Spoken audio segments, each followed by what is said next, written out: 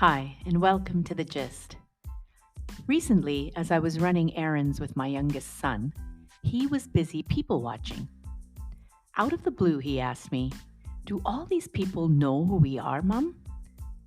It had dawned upon him that most people in the world were strangers to us. And in turn, most of them didn't know we existed at all, let alone know us well.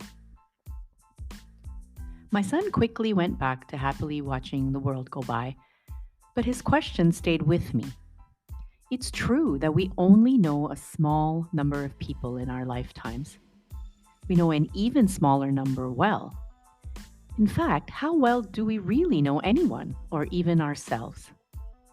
How do we change with time and circumstance? Science is showing us that the idea of one authentic self is actually a myth. So let's explore what that means. It's impossible to know whether we'll ever have true objective self-knowledge, but we can start by understanding some of our personal characteristics and tendencies. This may loosely be described as personality, which also includes our habits and patterns of thoughts and emotions. The existence of personality and its exact definition continue to be topics of debate. The verdict is still out about the extent to which personality is fixed versus changeable. In fact, some psychologists argue that personality is an illusion, a force-fitting of people into categories. Currently, the most widely accepted definition of personality is based on the ocean model, which includes 5 personality dimensions: openness, conscientiousness, extroversion, agreeableness, and neuroticism. Ocean and other personality assessments can provide us with useful insights on such traits, but they don't have to confine us. In fact, they can inspire us to explore what we like and what we want to change about ourselves.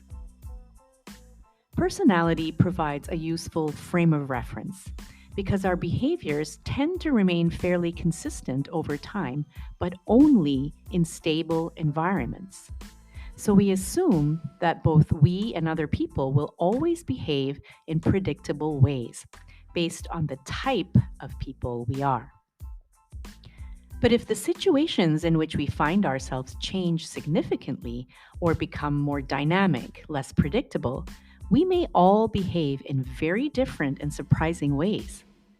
We would likely see much less consistency in the characteristics we ascribe to a particular personality. The infamous Milgram experiment is a good example of this.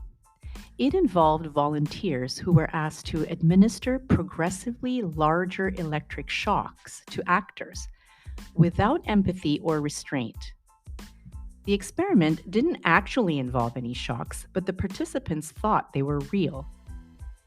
Yale University psychologist Stanley Milgram oversaw the experiments, which suggested that practically anyone will follow instructions to perform questionable acts, especially if told to do so by an authority figure. Despite experimental flaws that were revealed much later on, this experiment hints at the possibility that normal people can be convinced to do harmful things. By the same token, human history is also full of examples of people demonstrating extraordinary kindness to others, sometimes even in the midst of extreme difficulty or at great sacrifice to themselves. In daily life, all the evidence we have to date suggests that the brain changes over time, that it's plastic. Neurons rewire themselves and neuronal activity levels vary. And experience or environment can influence our genes and how they're expressed. So maybe it's not such a stretch to imagine that our personalities also change, if only in subtle ways, especially over long periods of time, and potentially in more dramatic ways under extreme circumstances. So whether we're trying to understand ourselves or the people in our lives, it's important to remember that we can be different people in different situations. Knowing this helps us manage our own emotions and our relationships more gracefully. Hopefully, it also makes us more compassionate when we see someone acting in ways we couldn't imagine ourselves acting. This type of awareness can even connect us to all the people in the world we don't know directly, which, as my son observed, is the vast majority. Because in the end, the one thing we all have in common is our shared humanity. On that note, wishing you a great week ahead, be well, and see you next time on The Gist.